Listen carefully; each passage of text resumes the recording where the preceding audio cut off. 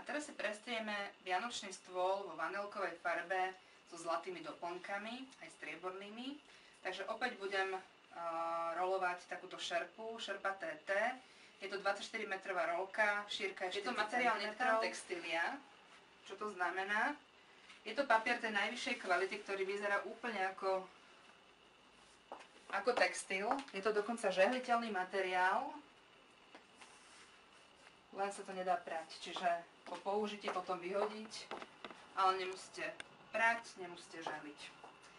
Tak, teraz tam prestrieme, na tanieriky si dáme lekno. Skladačku lekna si môžete pozrieť na stránke www.prestieranie.sk v sekcii Rady, tipy, návody a skladačka sa volá lekno. Na to lekno je dôležité dať nejakú dekoráciu, pretože samotná skladačka by sa vám takto rozpadla.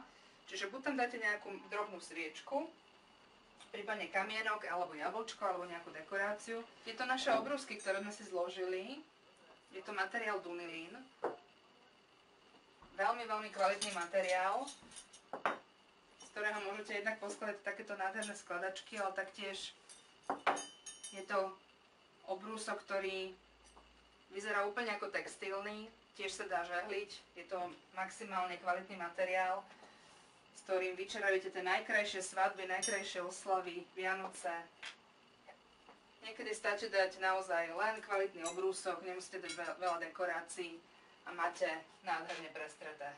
Takže túto dozdobím už len takouto jemnou dekoráciou, prípadne tam môžete dať oriešky alebo sviečku a môžete stolovať.